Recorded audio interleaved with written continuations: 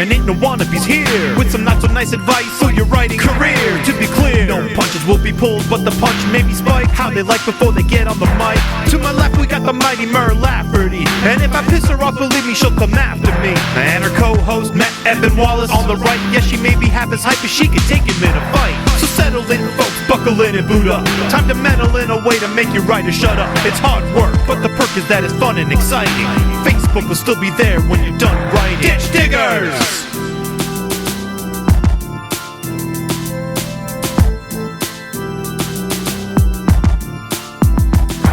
Ditch Diggers! Coming to you live from Morgan Freeman's conversion van, it is the Ditch Diggers with Mer Lafferty, Matt Wallace, and our special guest, Margaret Killjoy. How are you? I'm good. I'm doing great, Mer. How are you?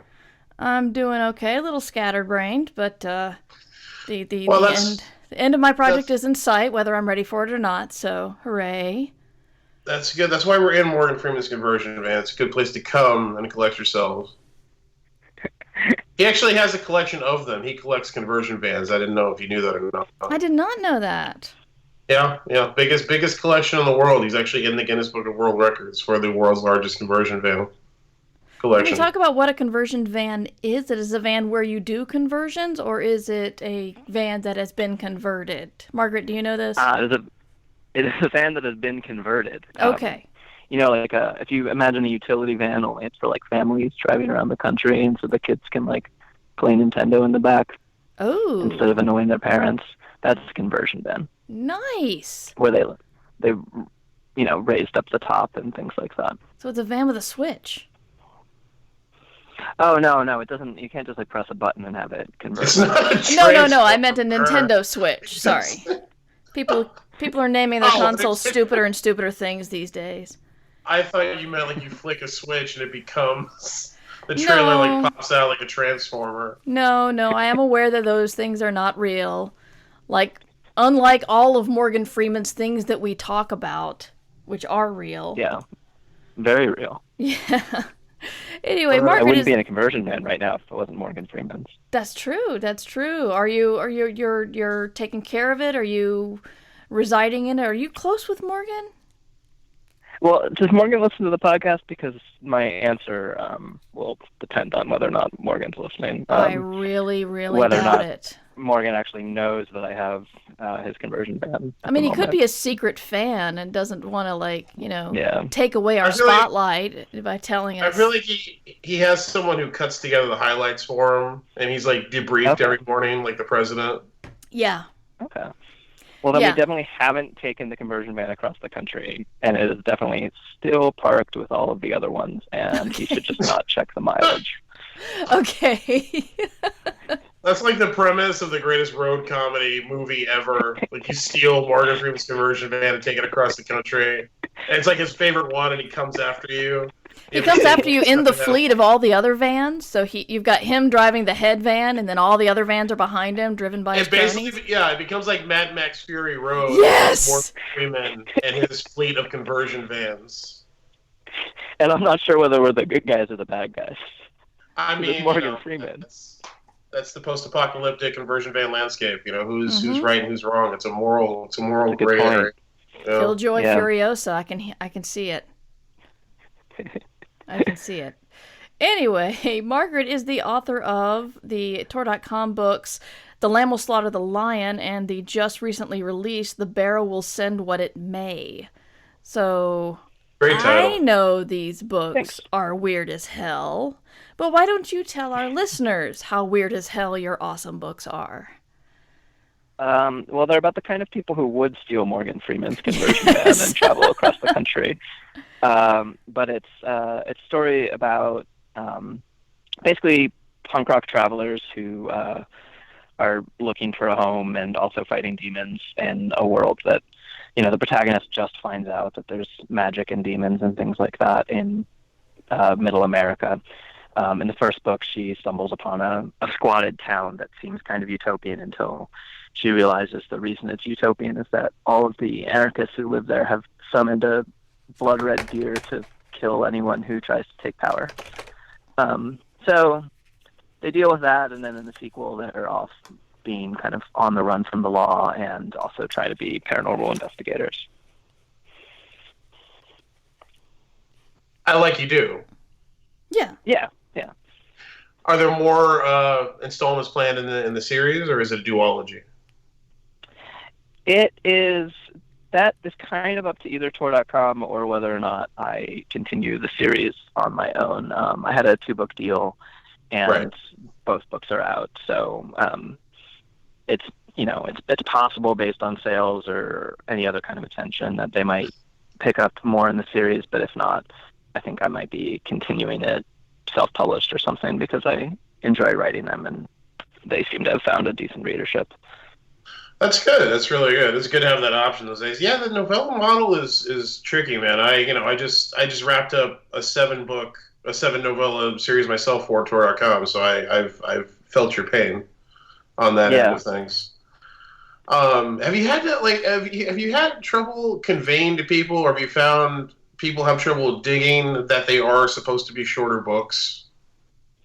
Yeah, every now and then people get they're like, wow, this is really short. I think for me, it's like a slight advantage because a lot of my readership is less kind of traditional readers and more like punks and folks who honestly probably don't read quite as many books as they used to. And so usually it ends up being in like the reviews as kind of like a positive thing. Like, oh, I was able to read this in one sitting, or, I read this over the weekend or something like that. But yeah, it definitely confuses people.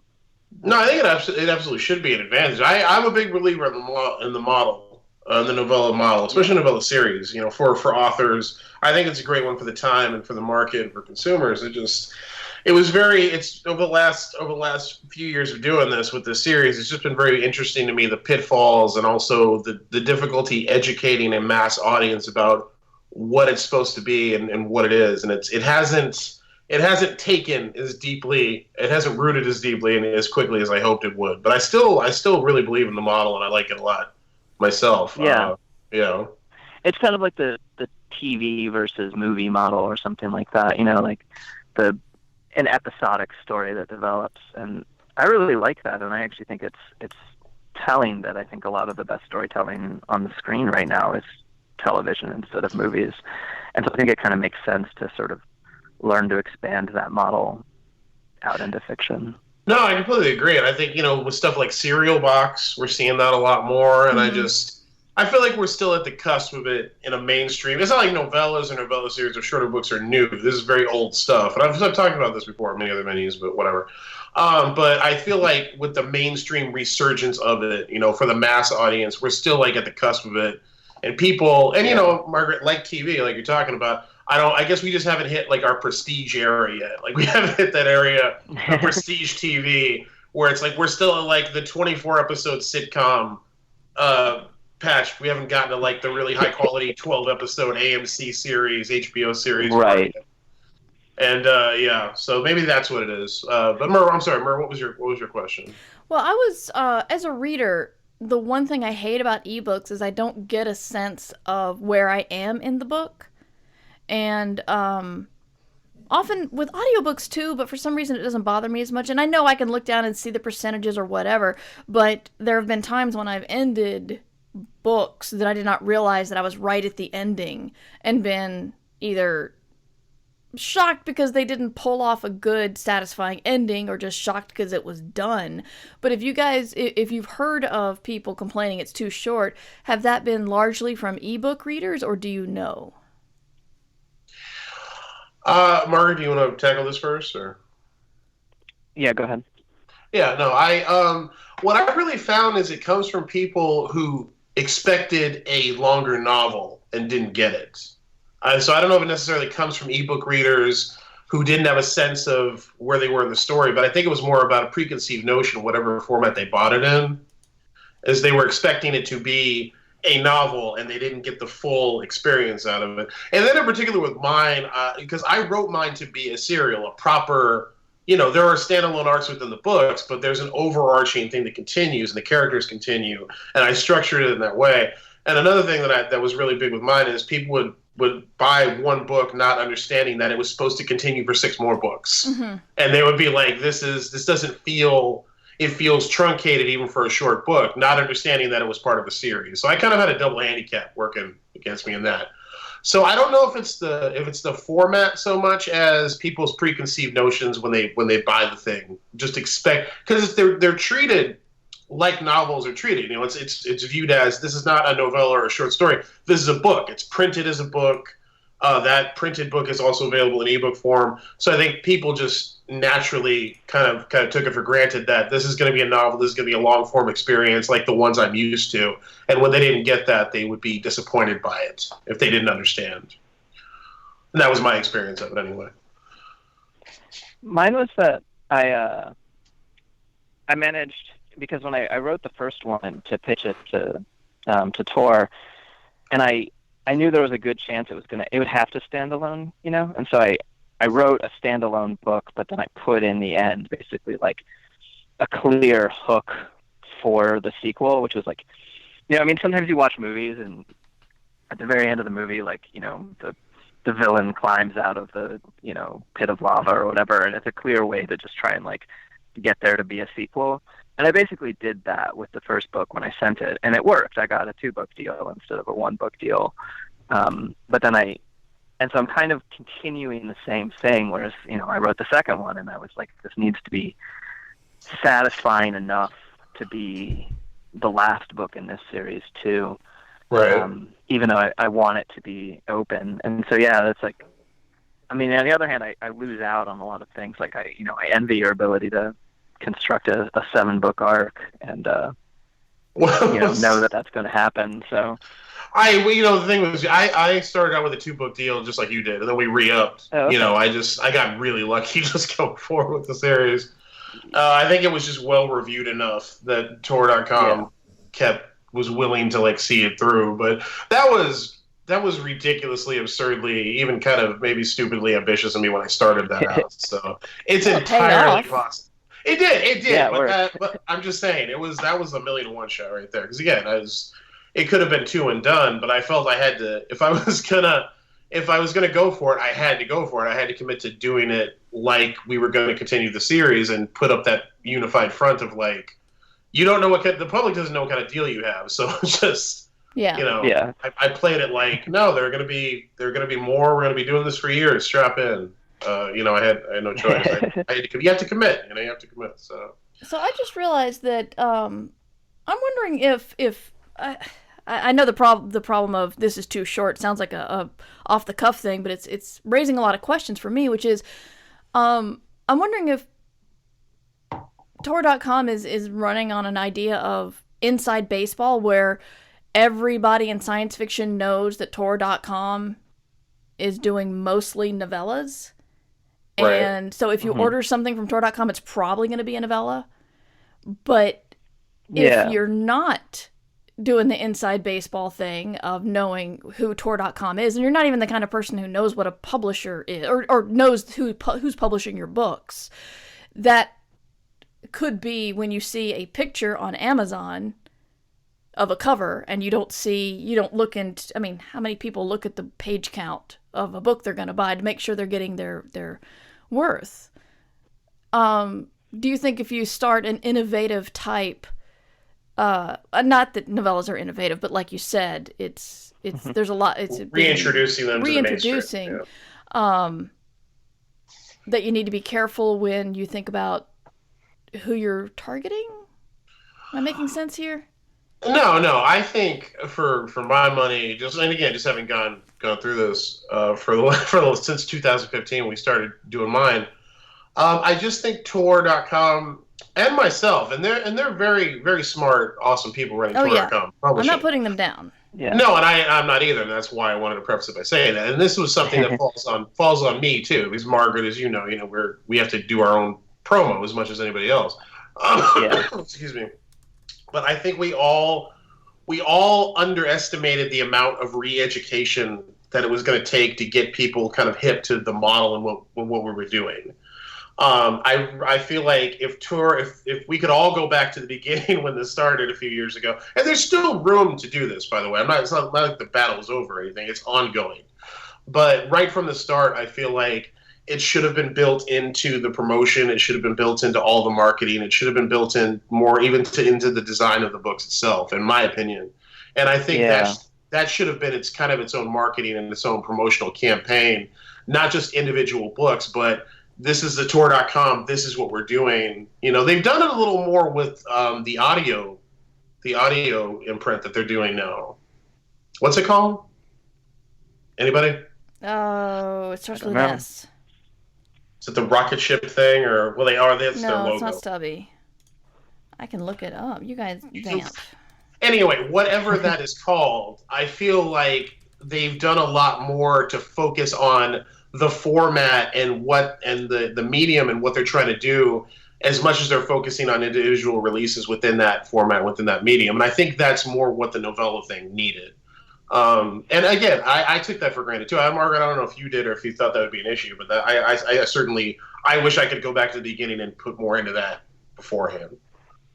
Yeah, no, that makes sense to me. I mean, I look at the print book, and one of my other jobs is that I design print books for a different publisher, and I look at it and I'm like, they use pretty big leading and a lot of real healthy margins, and they're clearly making it physically large enough to appear as a book.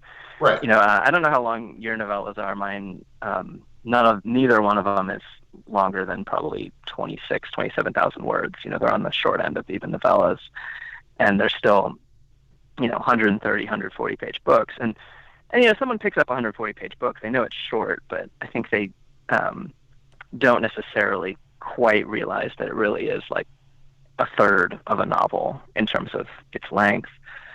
And I think that was a conscious choice to have them be taken seriously as books. And so that was probably a balance that they probably needed to, and now I'm just imagining in the heads of Tor.com people. We should probably get them on there.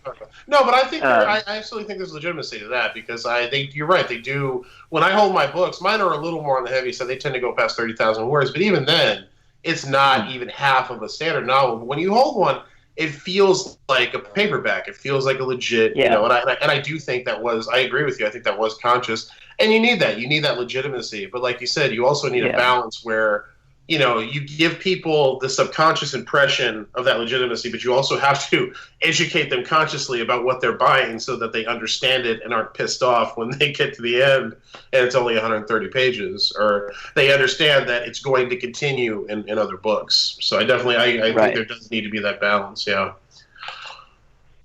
Murray, you still research? It's Tor Labs. Tor Labs, there you go. Start with an S Tor at all. Labs. Yeah, there's an S in it. Yes, thank you. Thank you for saving face. I appreciate that help. No, but I feel like they've done a much better branding job with Tor Labs. Was the point I was trying to make there. So, but yeah, Tor Labs. So I don't know. It's an interesting, and I'm glad we got to talk about this, because I never want to like monopolize the show talking about my own shit, but it's going through this it's been a very interesting experience trying to make a go of it with this model, and I think it's something it's going to be ongoing. And I think it'll be years before someone really enjoys it. It'll be somebody who finally breaks out really wide with it and enjoys the success, and we'll just be like the Teslas back here with our wireless remote models going slowly insane. Yeah, I think it'll probably be the first TV show based on a Tor.com novella series. Well said. Well said. That would not surprise me at all. Yeah. I want to go back to the content of your books, Margaret, because you mentioned something about the utopia with the dark underside. Is there any way to write a utopia without a dark underside? Are we even capable of imagining such a thing? Or is it the fact that our stories need conflict, and therefore, writing a perfect community is going to be boring as hell? So that's something that I think about a lot, actually, because my novella that I put out with basically self-published Combustion Books is a collective-run publisher that me and two other people run. And we publish not just me, but we also publish me, with this novella called A Country of Ghosts.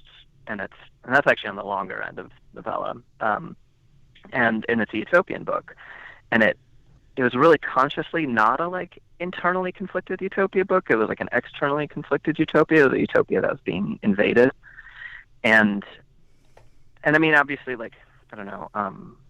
It's funny, I end up doing talks about utopia a lot because I think that utopia gets a bad rap as boring, and because it doesn't have the easy conflict. Like dystopia, or you read a dystopia, you know what the conflict is. The conflict is like the dystopian state or whatever it is.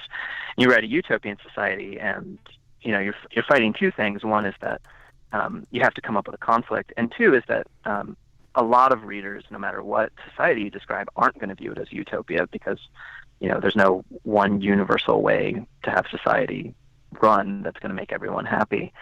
And so on some level, every utopian book, people are going to read it, pick it apart, and kind of like create it as dystopian. But I don't know. I think that it's almost like lazy to fall back to dystopia. And I've never written a dystopia, and I presume it's actually really hard, and I'm not trying to like talk shit. But you know, it was a lot harder to figure out how to write a compelling plot to a utopian society, and I think that this one, since it was like my second shot at writing utopia, it was like a lot easier to just be like, no, I'm going to go harder at being critical of the society itself instead of just the, you know, reactionary forces that are seeking to invade it. Okay, Matt, do you have anything to add to that? I don't really have anything to follow up on that with. I think that was very insightful and well said, Margaret. I'm actually interested in Combustion. Was that what it was called? Yeah. Because I did not know that was something that you did, and I find that very interesting. I'd like to hear more about that and how that started. So years ago, I ran Steampunk Magazine, and through Steampunk Magazine, I met a bunch of people who, you know, I shared a lot of like aesthetic and political ideas with, and so we were sitting around and we were talking about how we wanted to publish more standalone stuff, and then also I needed a better vehicle for publishing Steampunk Magazine, so we started Combustion Books as a collective-run press, and we were trying to do it kind of differently in that it was more consciously an activist project, in that most of the money that gets raised through it ends up going towards political projects, and we kind of our goal was to we wanted to be a pulp publisher and just write like fun stories and publish fun stories, but then also have a book distribution model for when we wanted to publish political books. And so we ended up pairing up with another collectively run publisher that's much larger called AK Press, and they became our distributor, and then they distribute us up to Baker and Taylor and Ingram and all of that. Combustion Books has been kind of on hiatus for a while, mostly because I've ended up kind of pursuing my writing career separately, because Combustion Books was sort of never built to allow anyone to make their living, and now I'm kind of obsessed with writing as blue-collar work, partly because I need work, and writing is what I am probably most specialized at and like best at. But yeah, I don't know. It's been interesting to run a publishing company that's, you know, collectively run, and it was fun. We would table conventions all over the country and kind of try and build up branding and a name around it for a while. That's really interesting. And obviously, you had unique goals for a publisher. You didn't have the traditional model of we will publish books and make money and then spend the money on things in our lives. You had a more political focus, from what it sounds like. But still, you had to start a publisher from the ground up, and I find that very interesting. Like, what advice would you have for people who wanted to do the same thing, or like we want to start our own imprint? You know, having gone through the experience. Oh man. I mean, besides like the generic, like don't do it. Right. Don't do it. Save yourself. Make sure to get a distributor, and make sure that you have the distribution in place kind of maybe even before most of the rest of it. And then also a lot of it comes down to, you know, we had this sort of advantage going into it in that I'm a graphic designer, and, you know, the other people I work with have like a lot of experience, running collective businesses and things like that. One of them is one person's a social worker who his job is basically to work with people who have mental disabilities to help them found workers' cooperatives. So he was able to bring that experience to the table, and then I was able to make sure that things actually got designed well, and so basically like learning to not skimp on production values is one of the main things, because this was like kind of slightly before the self-publishing boom that's happening now, and one of our big plans was to make sure that our books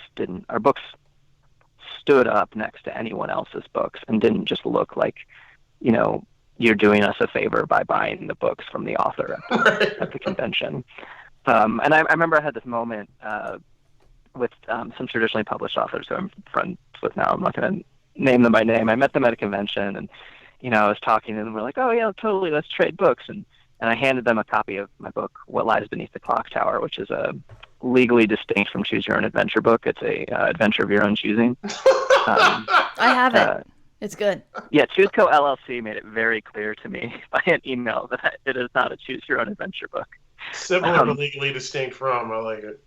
Yeah, and so I handed them a copy of the book, and it has an Alan Moore blurb on the cover of it, and they look at it and they're like, "Oh, you like actually published a book?" Oh, yeah. No, and at the time I was kind of indignant, but then more recently, for example, I moved in. One of my friends is a knife maker, and when I moved into his house, he was like, "Oh, I make knives." I was like, "Okay, that's cool." And then I saw his knives, and I was like, "Oh, you actually make knives?" Like he makes like high-end $1,000 knives or whatever, And I'm like, "Oh," and so that's maybe one of my main pieces of advice, is that like get someone on board who can help with getting the production values high, and then just be picky about what you publish. Publish stuff that you can actually like be really excited to tell people about, which is actually part of the problem we ran into, is that we kept wanting to publish more books, but I think we only ever ended up publishing one book out of Slush in how many years of my poor friend reading Slush, and then of course all the Slush becomes inside jokes amongst the publishers, which I would never have participated in, and that would be unethical. But be untoward, yes. But if you write a really terrible book and send it to a publisher, they will, for years to come, discuss your book. That's good. Make everybody paranoid out there, Margaret. Everybody. I like hearing all of that, because I think it's a very sophisticated approach compared to a lot of the independent or small presses that I see pop up, that I think too many of them just take the mentality of, well, we'll find good stuff and publish it, and then things will happen.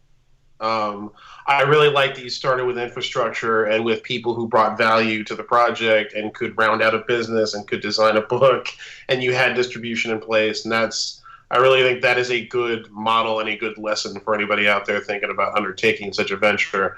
Beyond, again, the obvious advice of don't do it. Then you got to start with that, and then, oh, you're still here. Okay, well, then I guess we got to talk about it. Past that point, though, I think that was all really good stuff, and I respect I respect the effort. It's very cool. Thanks. So where do you go from here, Margaret? Like, do you have a 5-year plan, Margaret? Oh, I'm coming near the end of my last 5-year plan, and I'm about 3/4 of the way done with what I should be 4/5 of the way done with, let's say.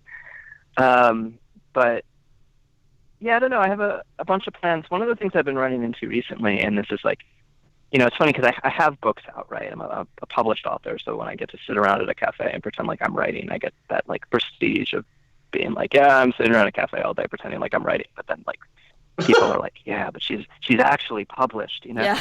But I still sometimes feel like that, because I'm having this trouble now. I have an agent now, and I have a work in progress novel to supplant my previous work in progress novel, and but the problem I'm running into right now is that I'm having a hard time. My personal life is so chaotic at least at the moment, that it makes it really hard to work on longer projects. I think that's like one thing that really appeals to me about novellas, Right. is that if I can just get 2 weeks of solid nothing in my life is falling apart, I can get out a first draft, and then I can do editing while my life is crazy. But so in a weird way, part of my plan right now is to try to become slightly more settled. I listen to this podcast. I think I've at least told Murr this, that this is actually the only podcast I listen to every episode of, and one of the things that is hard, because one, I love the idea of writing as blue collar work, but then I also have this problem where I think that there's a difference between a disciplined writer and an inspiration writer, and the classic tortured artist is the inspiration writer, and I don't want to be the classic tortured artist. Yeah. Right. I feel like I am one right now, and it's driving me crazy, and all I want to do is become a disciplined writer. So I listen to Ditch Diggers.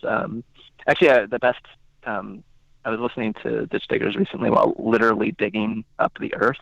Because That's awesome. I live off grid, and I'm trying to move out of the barn and into a house that I built.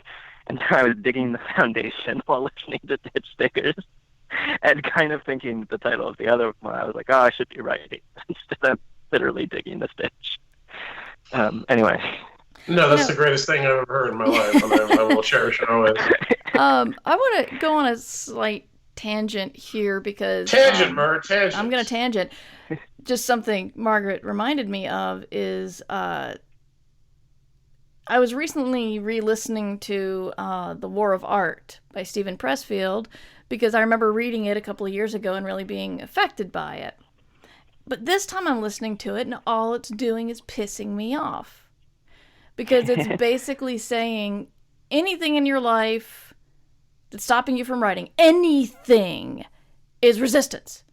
And you got to fight it and move past it. It's like, you say, well, yeah, I mean, there are things that get in your way, like having a newborn or an important job. But Tolstoy had 13 kids, and he still wrote War and Peace. And I'm like, motherfucker, if you can prove to me that he was an attentive father to those 13 kids, right, I'll believe it.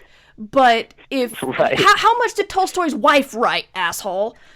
And it's like he did this little aside about how, well, depression and anxiety are actually real, but then he listed off a whole bunch of other things that he thinks are not real, just because they're just resistance to living your creative life. And I'm like, how did I read this and not hate him immediately? Because I'm getting so angry at this, and it feels like the more and it's usually a self-help book written by a white dude where he mentions a problem that he has never had and never will have, and basically discounts it, because if he did have that problem, he could fix it. But so it's like complaining about like victimhood, or not writing because you're got a kid or something like that. And I'm just thinking, this could hurt so many people. It's like if you say, you should still be able to power through your social anxiety, or your the fact that your personal life is requiring an awful lot of mental attention right now. I think that's really harmful, and it's hard in this podcast as Ditch Diggers to talk about this, but because you gotta dig the ditches, you gotta pay the bills, but you also gotta take care of yourself, and not enough people respect that. Together. Sorry? I think those things are tied in together, because like one of the big arguments that I have with some of my friends who are actually fairly routinely mad at me, who work within like literature instead of genre, is that I'm a huge proponent of the work ethic of genre fiction over the way that literature is viewed. And it's because in genre fiction, we tend to have more of this attitude of like, it's work. Mm-hmm. We have this attitude of like, it's ditch digging, and we should get paid for it. And we're not competing for the attention of we don't have literary contests. We don't have paid submissions, and we have Yogg's Law and all that. And I think that kind of ties into some of that, right? It's because it's like actually paying authors helps remove that like the war of art attitude. I've never read that book, but I'll just assume you're right about the critiques of it. Because the more that you're able to pay someone, the more that they're able to focus on their art. Mm-hmm. And I don't know. Yeah. So I agree with you, basically. No, I think that's a stunningly important point, to be honest with you, and I'm glad you brought that up, Margaret. I think that does tie directly into it. Because money is able to relieve a lot of anxieties. It's not a cure-all, but it absolutely makes your circumstances easier and allows you. The other thing I wanted to say, because the thing that I immediately thought, hearing that, although again, love the point about money, is it's obviously dangerous to generalize about this kind of stuff, because there is the honestly kind of superfluous, I don't feel like writing, how do I make myself feel like writing thing, that it isn't being prohibited by any actual condition or anxiety or circumstance. Just literally, you just don't want to write. Mm-hmm. And that's something you can look at and say, okay, you need to get over that. Yeah. When it gets dangerous is Right. when you lump everything in with that, where you're like, whatever impediment you have, you should be able to just get over it. And if you legitimately have severe social anxiety, or like you don't have a home, like these are real impediments that you can't just get over. And Right. then it becomes, but then I think it becomes a kind of a double-edged sword of like, well, if I can't get over it, then I'm screwed. Yeah. But what really is you need to treat yourself and deal with whatever that impediment is in a healthy way to allow you to write in conjunction with whatever that condition is. But instead of going, okay, you have social anxiety, what can we do to help you with your social anxiety? We're just like, that's an impediment, get over it. Oh, you can't get over it? Well, then you're screwed, Yeah. Like, there are ways around all these things, but you have to individualize. You have to take it on a case-by-case basis. You can't just lump in everything together. But I guess you can and sell a shitty self-help book. So what do I? I'm sure he made a pent off the book. Yeah. But no, man, it also is really interesting how things like that change, Mark, because you were talking about that, and now I'm going to tangent a little bit, but Go for it. Like, the first thing I thought of was how, like, I used to read William Goldman books religiously about screenwriting.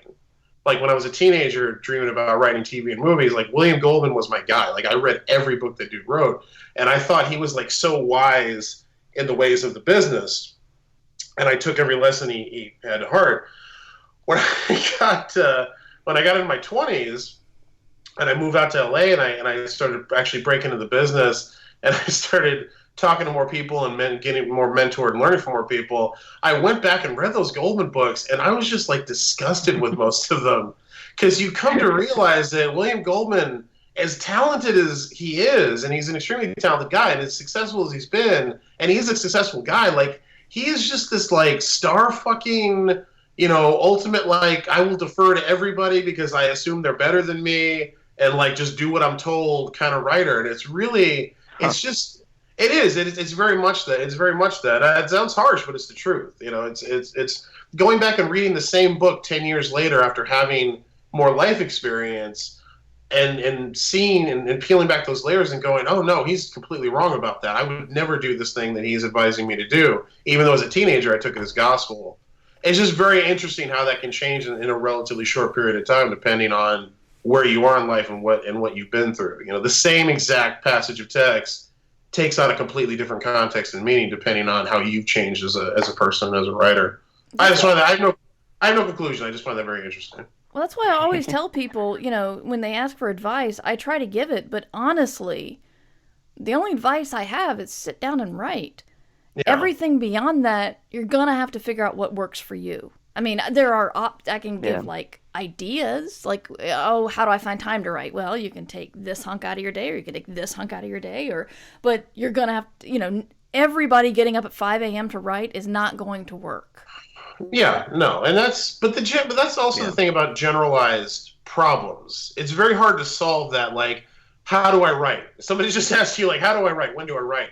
I mean, dude, I don't know. That's a very broad question. Like a more specific problem we can try to solve, but like the whole just how to do this thing, there's no one answer for that. The best advice I've learned to give anybody is just don't quit. That's really all I've come to. Like, if you just don't quit, eventually it will get better in some form or capacity, I find. That's really the most wisdom I've been able to glean from, 12 years of doing this. Or you'll probably outlast somebody else who would have gotten the job. Yeah, I mean, remain results oriented. It's all about the result. Do you have more questions for Margaret? Because we are coming up on the hour, and we do have some back questions that we should get to. No, I don't. Cool. Well, you have to do some Q&A with us, Margaret? Sure. I'm not sure. Let me see here. So I'm going to go to the Twitters, Mark. Go to the Twitters. And these are questions we got after I had asked for questions, but after we'd finished. Oh, they came after we finished recording an episode, so we couldn't get to them, which always seems to happen. So Heather Rose Walters asked, tips for starting a Patreon, especially if you produce work online for free already. What should you offer to Patreon supporters? Thanks so much for your awesome podcast. # Ditch Diggers. And thank you for using the Ditch Diggers hashtag. It makes it very easy on us when you have a question. So Mar, tips for starting a Patreon, especially if you produce work online for free already. What should you offer to Patreon supporters? Here's the thing that I've learned about Patreon. People who support you 9 times out of 10 are doing it because they want to support you. So, yes, different levels of rewards are good. But my friend Ursula has 2 levels on her, Ursula Vernon, she has 2 levels on her Patreon, $1 and $2. And the $2 are for people who don't want to pay $1. And she offers nothing except for a thank you. And she makes more money than I do. And yeah, well, but Ursula's Ursula. Yes, she is, but I'm saying that people will want, if you have a following, people will want to support it. I'd say look at what other people are doing, because that's usually what I do whenever I want to shake up our levels, because every once in a while I do that.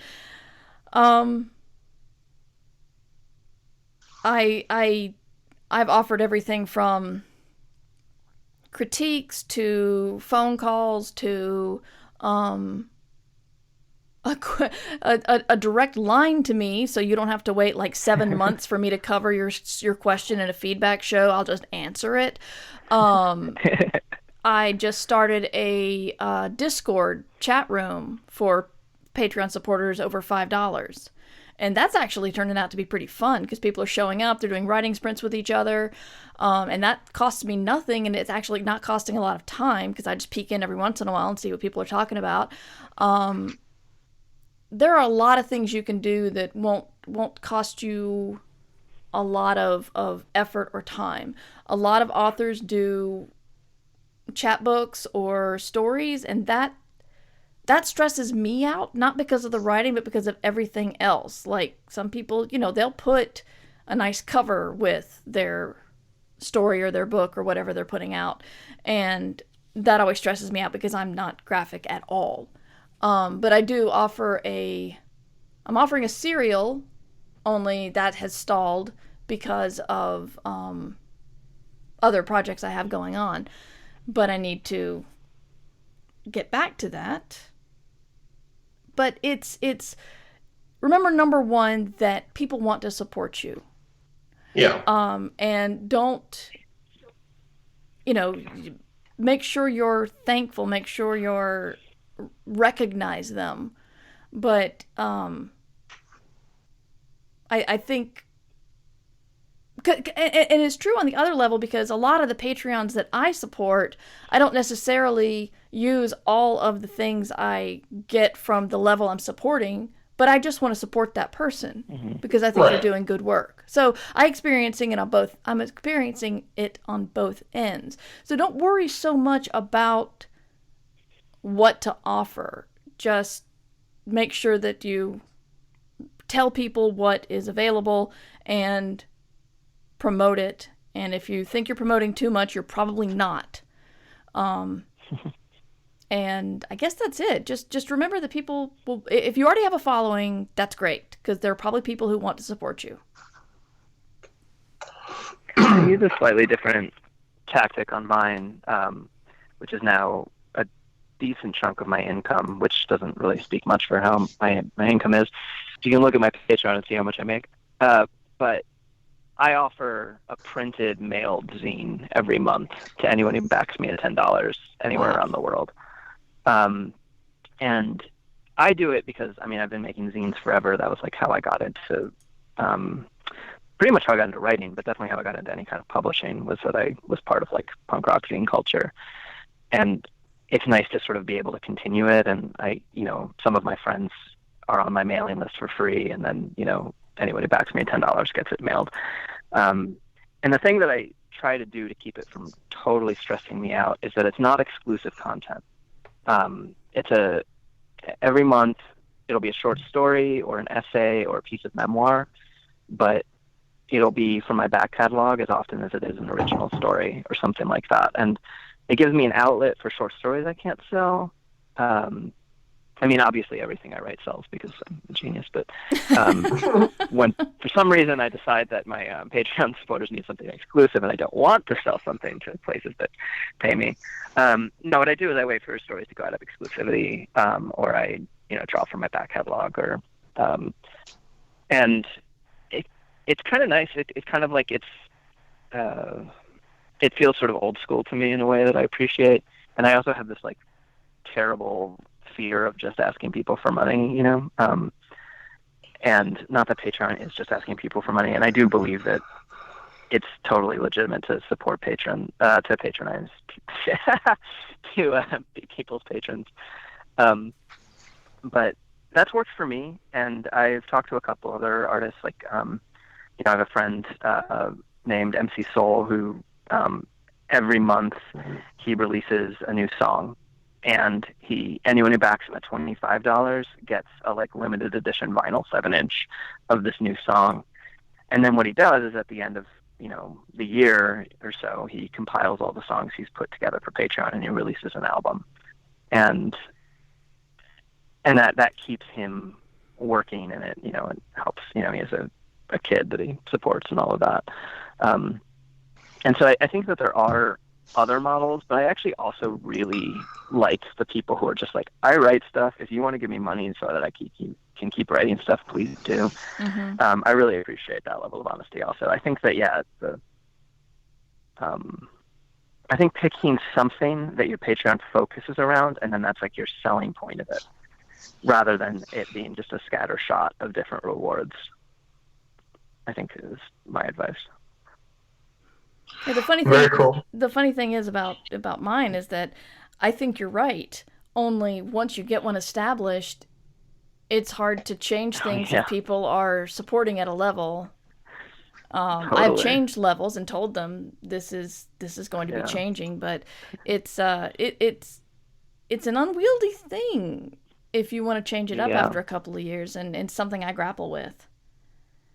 Yeah. Yeah, what do you do? I mean, I've done things like my $5 level, I was like promising everyone a discount on everything that I do. And then I was like, I actually can't do that. Like, I work with mainstream publishers sometimes. Like, I can't, like I have to buy my books. Like, I can't just turn around and run a web store where I sell like half price versions of my books. And so I changed my $5 level to be like, okay, you no longer get a discount on everything because I just can't do that. But everything that I self-publish, you'll have access to for free. Mm-hmm. Digital versions. But well, I don't think that's bad. Yeah, I don't know. What was getting me is my I was getting very mentally tired thinking about the fact that a lot of my high-level donors were not getting what they were paying for. But yeah, I was trying to open the door and say, hey guys, I'm offering like critiques and phone calls, and they weren't taking me up on it. But it was mental energy. I wasn't doing anything. It wasn't taking in my time, but it was the mental energy of this is always a thing that could crop up. And I finally put an end to it because not enough people were using it.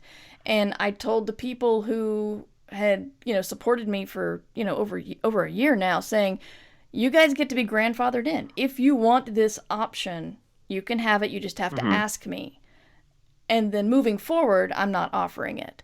So that's been a lot easier because there's only 2 people who are really pinging me for those rewards. So I don't feel like I'm letting anybody down, and they're still getting what they wanted to pay for. Well said. Thank you. Anything else to offer on that particular subject? No. Don't think so. I think no. That was very well covered, and I think there was a lot of wisdom there. Mike Kedley asked, anything you wish you had known when you transitioned from, hey, I've got a manuscript done, to, okay, I'm paid for this. Craft is one thing, business is clearly another. So anything you wish you had known when you transitioned from finish the manuscript to, hey, I'm paid for this? Murray, you want to kick it off? You're good at kicking things off. Publishing takes forever. That was going to be mine, yeah. It takes forever. I got really mad when the woman who wrote The Girl on the Train, sold her first novel on proposal and got a big old bag of money. And the reason why she did it is because she needed money. Because I'm like, you just destroyed probably the lives of people who think that they can do that too. Because my metaphor was she took a dart and she threw it into a dark room and happened to hit the bullseye. Because that is not how you sell a first novel. And if you do sell a first novel on that, it is definitely not how you don't get buckets and buckets of money, at least not in sci-fi. And so, you sell the novel and then... You got to write about girls on the train, apparently. I don't know. It's literally just books about girls on trains. Yeah. That's all that does it. That's the secret. But you sell the novel, and then there's a couple of months before the contract happens, and then after the contract's signed, you will wait possibly some weeks or some months for your first royalty, for your first advance payment, and it usually turns out to be 18 months between your contract and the book coming out. Because Matt, you just sold a book; the book's done, and when's it coming out? Spring of 2020. Yeah. Yeah. So it takes for fucking ever, and the only way to really distract yourself is to write more. Pretty much, yeah. That was going to be pretty much exactly what I said. I wish I had known.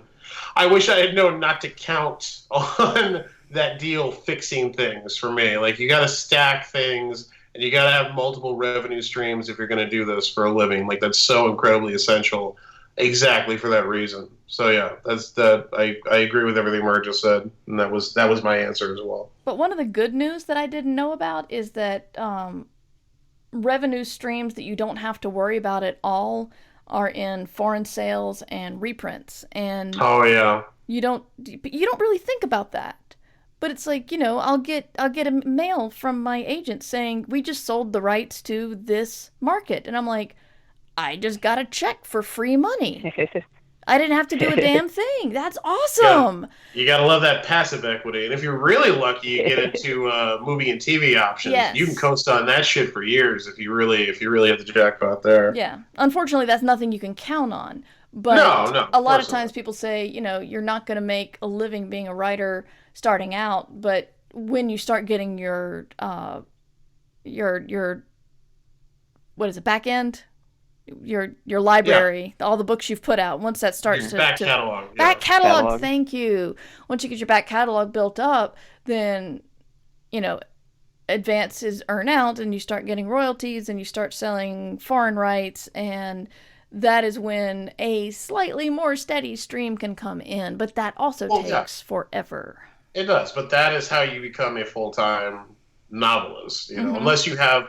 Short of having that book that just goes huge and just sells ridiculous and, like the Thomas Harris level shit. But that's what people don't really understand. Like, I had, after this last deal that was announced, I had tons of people going, so you're going to quit your marketing job? And I'm like, fuck no, because this check is going to be awesome. Then what happens next year?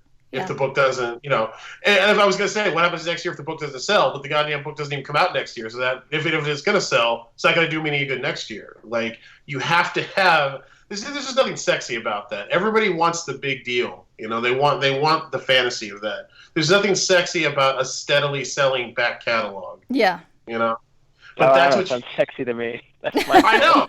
When you actually know, and I completely agree, Mark. But that's when you actually understand how this business works. That's when your priorities completely change. Like you pass those books at like Walmart or whatever, and you're like, when you're young and idealistic and naive, you're like, oh God, I'd never want to be one of those mass-produced Walmart. God, I would kill to be in Walmart or the grocery store. I'm like, do you understand that that's where books get sold? Do you understand what amazing placement that is? But it's shit like that. It's just you don't, and that's nothing. There's nothing wrong with that. I'm not mad at anybody with that. That just signifies that you haven't been in the business for the amount of time that we have. That just comes with experience. There's nothing wrong with that. But yeah, so all of those things. I'm sorry, Margaret, do you have something to add to the topic of what you wish you know? Or what changed? I think it ties into what you all are saying, but it's kind of, because not only is it a long time before your book comes out, it's a long time before your book affects people. Yeah. Because I write books. I mean, I write books to get paid. I also write books to participate in the shaping of culture, right? And it's really interesting how when the book comes out, that's when everyone sort of pays attention to it or whatever. But it takes a couple years, it seems like, before the book kind of sinks in and people actually talk to me about the book. People talk to me about books, especially small press. The mainstream published books I've had have people read them sooner, and I think it's because they reach a more regular readership as compared to a more, I don't know, an audience that doesn't read as often. But it's just interesting to me how it takes years before people will start talking about the ideas in the books or resonating with the characters or for any of it to filter back to me.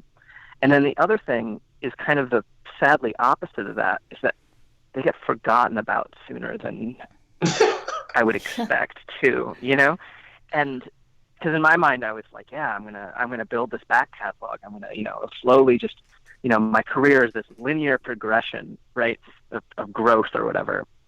And realizing that that's not necessarily the case, and that people who really like my books might have no idea that in the late aughts I published a technically distinct from Choose Your Own Adventure book, and so it's an interesting, it's almost nice. Now I used to only be known through Steampunk Magazine, and now people are like, huh, there was a magazine called Steampunk Magazine. I'm like, that's kind of cool. I'm kind of, I don't know, but that's what both of those things, and the strange dichotomy of those two facts, that it takes a long time for your books to affect any change, or to have impact on people, and that people are going to forget about your books, is really interesting to me. Publishing, the only business where you could be a slow burn and a flash in the pan at the same time. Yeah. Exactly. Yeah. That's lovely, and I think that'll be the note that we should wrap up on. Or we should get to the customary shilling, because it's about that time. Yes, I think you should start, because you just finished a major project. Did I? Your book came out. Oh yeah, that's right. I'm sorry. It's been a very busy few weeks. No, I just didn't think of it as a project.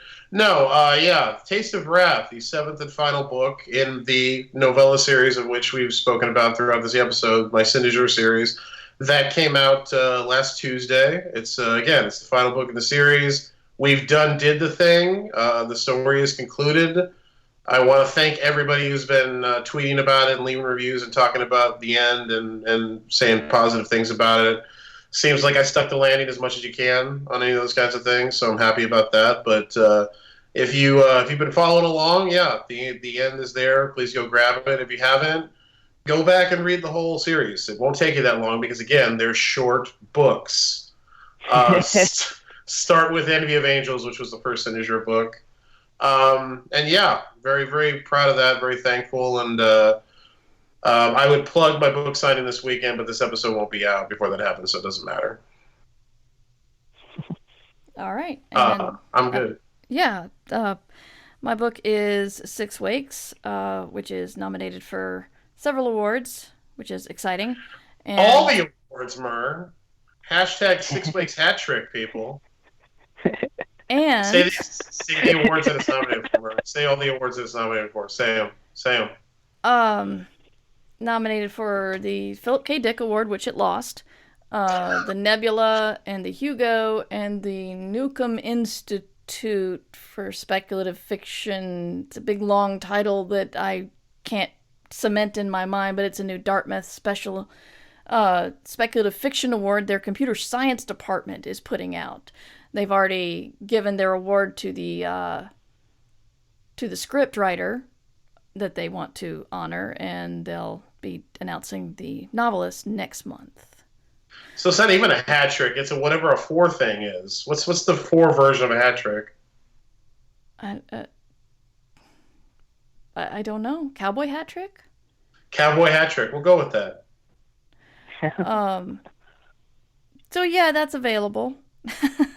And it's murder, mystery, space, clones. And you can get the book based on my other podcast, I Should Be Writing, which is a writing workshop type thing in a book. And both of those are available online. I also do Escape Pod, which is also nominated for Hugo Award. What? For Semi-Prozine. I'm co-editor of that, and we give out free audio science fiction every week. And that's probably enough shilling for now. I just realized you did 2 hat tricks. You got the awards hat trick with 6 Wakes, and you're doing a Hugo hat trick because you're nominated for 3 Hugo Awards. Well, I guess so. You are just hat tricking it all over the place. I like hats. I look good how in many hats hats can you wear? You do look good in hats. So Margaret, tell us about your new book. Yeah, The Barrel Will Send What It May is the second book in the Danielle Kane series from Tor.com. Very short books. And at the moment, I'm kind of calling it Punk Rock Scooby-Doo because they travel around in a van and investigate demons. And I have a Patreon where I send out zines every month to backers, and the digital version is that starts at $1. And I have a blog called Birds Before the Storm, or just margaretkilljoy.com, where I write essays almost every week. And I just came out with a metal album. My metal project is called Feminaz Ghoul, because I'm not a feminazi, I'm a Feminaz Ghoul. And the album is called The Age of Men is Over, and it's an EP, and it's available on Bandcamp. Love it. That's what I have to show. Links to all these things will be in the show notes. We recommend all of them. They are all endorsed by Dish Diggers. Yeah, we didn't talk about your essays at all, but you should spend some time on Margaret's site because there are some amazing essays there. I mean, we only have an hour-long show, I know, Margaret. I know. Less stuff. I don't know what to tell you. I know. Thank you so much for being on the show. Yeah, it's my pleasure. You can support us at patreon.com/mightymur. Ditch Diggers! Theme song by Devo Spice. devospice.com. No, maybe we should cut that out because nobody Yep, needs to know working about on that. All right, thank you. See, you'll see. This won't be in there, Margaret. You'll see that we actually do edit things.